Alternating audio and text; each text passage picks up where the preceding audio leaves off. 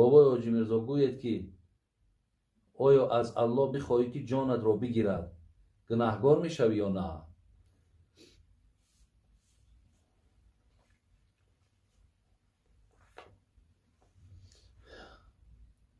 یعنی نفر برادران عزیز به طرف الله دعا میکند که خدایا جان ما بگیر، خدایا مقصد از همین زندگی بیزارم، خدایا مردن میخواهم.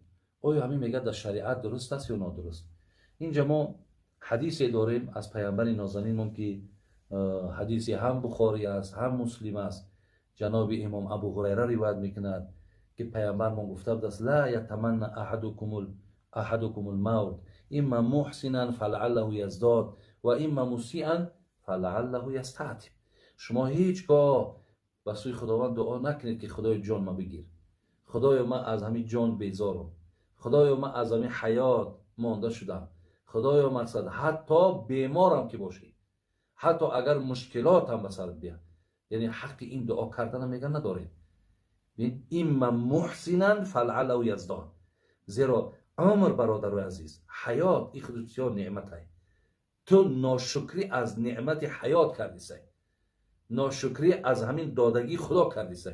برای این پیامبر میگه یعنی اگر به شرط نیکوکار باشی، تا از خدا مرگ طلب نکن، تا از خدا عمر طلب کن که آدم نیکوکاری با نیکیات به مردم میرسد. اگر آدم بدکارم که باشی از خدا مرگ طلب نکن و حیات باشو، توبه کن به سوی خداوند که تا که ترا گناهات ببخشد. زیرا با این فعلی بدت مقصد اگر یکی خدا جان تا بگیره و روی پیش خداوند تو راحت نمیبینی. برای همین نه آدمی خوب نه آدمی بد از این نعمتی که خدا بر اونها داده است حقی طلب کردن ندارد، بلکه پیامبر طرز طلب کردن را برای ما این گونه نشان داده. گفته است اللهم احیینی مکانت الحیات خیرا لی و توفنی اذا کانت الوفات خیرا لی. پیامبر گفت اگر بسیار شما اگر خواهید که دعا کنین به سوی خداوند این گونه دعا کنین خداوندا زنده بدار مرا اگر همین حیات برای من خیر باشد، یعنی اگر همین حیات برای من خوب باشد نیک باشد، یعنی همین روزهایی که برای من داده بر زیان من نباشد بر ضرر من نباشد، خدایا همین حیات برای من نصیب بگردان. و باز در دامش گفت خدایا مرا بمیران، ببین و توفنی اذا کانت الوفات، خداوند مرا بمیران اگر همین وفات من برای من خیر باشد، یعنی اگر همین مردنم برای من نیک باشد و خیر باشد و مقصد برای من خوشبختی بیارد، خدای میلش جان ما بگیر. یا اگر حیات برای من خوبی داشته باشد و سعادت بیارد، خدای حیات برای من نصیب بگردان. یعنی طرز دعا کردنش این است. ما نمیتونیم این خیلی در حال یک سختی بالا من آمد یا مشکلات آمد یا اگر چیزی هم نآمد مقصد من این دنیا را ترک کنم و آخرت برم، اینجا هم حق نداره که از این نعمت ناشکری کنیم. خب بابای حاجی میرزا گوید که شخص مرتکب گناه می شود، از الله بخشش میپرسد، توبه کند، آیا در روز قیامت اگر گناهانش بخشیده شده باشد عذاب میکشد یا نه؟ بندگانی که اگر به سوی الله رجوع میکنند، از خدای مهربان در کردگی هاشون پشیمانی میکنند و به سوی خدای مهربان استغفرالله میگن، توبه میکنند و از کردارهای کردگیشان پشیمانی میکنند، الله مهربان گناه اینها را میبخشد، بدیهای اینها را به نیکی مبدل میکنند و روز قیامت هم اینها را عذاب نمیکنند. خوش به حال کسانی که علاوه خصوص در این ماه مبارک رو به توبه میارن، رو به استغفار میارن، پیش الله پیش خالقشان دیگر گناه نمیکنن بلکه پشیمانی از کرده هاشون میکنن و منبع حیاتشون نیک میکنن و خیر میکنن. خوش به حالشون. عزیزای خدا میگفتن که زندگی مخصوص بهر بندگی است، زندگی بی بندگی شرمندگی است. عمر آن که صرف گردد در حضور ذکر او، حیف عمر در پی این نفس کافر میگذرد. خداوند برای کسانی که البته گناه کردند و امروز هم تا حال پشیمان نشدن، خدای توفیق این پشیمان شدن و توفیق این توبه کردن برای اونها نصیب بگردد. بابای حاجی میرزا گوید طرز خواندن سجده سهو چگونه است؟ طرز خواندن سجده سهو ما وقتی که در بین یگان ترکی واجب میکنیم یا گوییم که تأخیری فرض میکنیم، اول ما باید از اینها آگاهی داشته باشیم که واجب‌های در نماز کدام عملها هستند یا تأخیری فرض کدام عملها را ما در داخل نماز انجام ندهیم یا انجام دهیم که تأخیر به فرض می شود. برای اینا این خودش یک موضوع کلامه.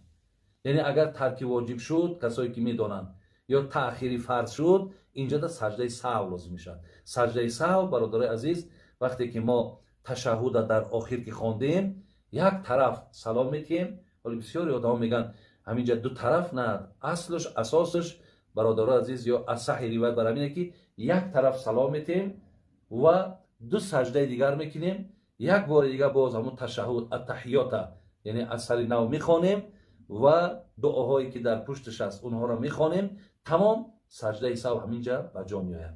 اگر در درون نماز دو واجب هم ترک شد، سه واجب هم ترک شد، با یک سجده سهو همش کامل میشود. در ادامه گفته است نماز تسبیح را چند رکعت نیت میکنی و چی طور میخوانی؟ نماز تسبیح را در کدام روز خواندن اجازت است؟ نماز تسبیح برادرای عزیز حکمش مستحبه، یعنی کسی خوانه ثواب میگیره، کسی نخواند گناهگاری ندارد، یعنی از جمله نمازهای نافله ای. ایرا عزیزای خدا میگن در یک روز یک بارم که بخوانی، همون ساعتهای اگر مانع نماز نباشد، یعنی وقتی که صبح دمیدگی در نخوانیم، وقتی آفتاب برآمد یا بعد پیشین باشد، پیش عصر باشد یا بعد شام باشد یا بعد نماز عشا باشد، این حالت ها در اجازت است. میشد در یک روز یک بار، در یک هفته یک بار، در یک ماه یک بار، در یک سال یک بار یا در عمر یک بار هم که خوانیش میگه کفایت میکنه. طریقی نیتش همون نیت کردن بگذارم 4 رکعت نماز تسبیح، یعنی عبارت از 4 رکعت. در همین 4 رکعت برادران و خواهرای عزیز ما باید در هر یک رکعتش 75 بار همین کلمات بگیم سبحان الله والحمد لله ولا اله الا الله والله اکبر. بعضی روایت دیگه در ولا حول ولا قوة الا بالله هم آمده است، ولی همینه که من گفتم سبحان الله والحمد لله ولا اله الا الله والله اکبر، انا همینم که در هر رکعت 75 بار باید ما گوییم، در 4 رکعت همین 300 بار باید گفته شود. ایران نماز تسبیح میگن. یعنی وقتی که ما سوره فاتحه را که خواندیم در یکم رکعت، زمی سوره که کردیم، بعد زمی سوره 15 بار همین را میگیم. رکوع در رفتیم، در رکوع 10 بار میگیم. ای رکوع که بلند شدیم ببینید با 10 بار میگیم. سجده دا میریم 10 بار میگیم. میخیزیم در حالت ای سجده، حالت جلسه میگیم نشستن 10 بار میگیم. با رفتیم سجده دا با 10 بار بگیم، با نشستیم با 10 بار میگیم. ببین همین قدر الک 75 بار میشه. یعنی 15 بار بعد زمین سوره است، بعد 10 بعد انامین رکوع، بعد سجده ها و ولی حساب کنین خودش 60 بار دیگه ایناش، اون 15 دیگه قطعی 75 بار در یک رکعت، جمع 300 بار این کلمه را گفتن. اینا میگن نمازی تسبیح. بابای حاجی میرزا گوید که به سحر خورک روزه جایز است یا نه؟ من پیشتر اینا جوابشو گفته بودم که پیامبر نازنین گفته بودن تسحروا فإن فی السحور برکه. شما سحر خیزی کنین، یعنی حد اقل هم باشد یک پیاله چای آب نوشین، زیرا در آن سحر خیزی شما پیامبر گفت برکت است، در او خیر است. لیکن اگر کسی که چه مشکلش آمد و روزی دراز مقصد همون قوتی ناخوردن داشته باشد یا عادتش می باشد و این روزش درسته، روزه درسته، ولی از این تأکیدی که پیامبر نازنین کردن که شما برکت می‌یابین، شما خیر می‌یابین، البته چی هست ما از اینش به بهره میشیم.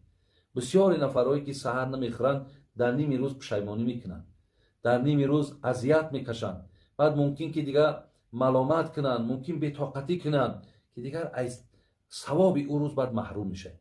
برای همین چیزی که دستورات شریعت ای این بسیار به نفع ما، به فایده ما. از همین لحاظ از این برکات هم خودتون بی‌نصیب نکنیم. خب بابای حاجی میرزا گوید آیا نماز خفتن رو در ساعت 2 شب درست است؟ 2 شب هم درست است. ما که حرکت کنیم برادرای عزیز که تا همین ساعت‌های مقصد انا 10 11 شب خونیم، دیگه وقتای کراهیتش مقصد باقی نمیمونه. چقدر اگر تأخیر کردیم قسم آخری شب رفتن گرفتیم نمازهامون درست میشود، ولیکن به هر حال کراهیت پیدا میشود. سوالی که دیگر آمده است، بابای حاجی میرزا گوید که آیا شخصی روزخور پیش در آید نماز مردم را خواند می شود یا نه؟ اگر شخصی روزخور عالم باشد و ولی عذر داشته باشد، عذر که مقصد بیمار است یا مسافر است یا یگان مقصد عذر دارد که برای او خوردن روزه جایز باشد، البته میتواند که مقصد پیش در آمده نماز مردم روزه دار را بخواند. لیکن اگر قصدن و یگان عذر ندارد ولی روزش را میخورد، این خیل امام از پشتش نماز خواندن از شبهه و از شک خالی نیست. برای همین ما پشت نفرهای نماز خوانیم که البته به البته در اونها یک تقوا باشد، در اونها یک ترس خدا باشد. نمازی که از پشت وی میخوانی و نمازی که از پشت یک امام میخوانی که در او توفیق و در او محبت کم است، البته در ثواب فرق میکنه. برای چی عزیزان خدا میگن، حتی میگن جناب عالمگیری در فتاواش میگه که پدرها میگن مصلحتی به فرزنداتون که حتی تابوتونه حرکت کنین آدمای خوب بردارن، حرکت کنین آدمای خوب جسد شما را شوین، حرکت کنین آدمای خوب شما را در قبر مانن. برای چی این سخنان؟ زیرا که آدمای خوب به معنای آدمای با تقوا و آدمای خدا ترس، آدمای به خدا نزدیک، البته اونا مقام و منزلتشون پیش خداوند با دیگر است. از این لحاظ اگر به شرط عذر داشته باشد میلش، لیکن بی عذر باشد یگان آدمی که البته توفیقش محبتش زیادتر است، اگر چندی آدم دانشمندم باشد لیکن روزش بی عذر میخورد، از پشت این شما نماز نخوانید. خب سیوم سوالی کرده است بابای حاجی میرزا گوید اگر انالیز یا خون سپاریم روزه میشکند یا نه؟ البته وقتی که ما برای تشخیص، برای معین کردن آنی که ما بیمار هستیم یا نیستیم، خب اگر از ما خون میگیرن این یگان زیانی بر روزه ما ندارد. یا اینکه اگر ما در همین رمضان حجامه هم که کنیم، حجامه خون سپاریدن، اگر خون سپاری هم که کنیم این بر نماز ما یگان زیانی ندارد. یا یگان بدن ما اگر خون هم که جاری شود و از شکننده های روزه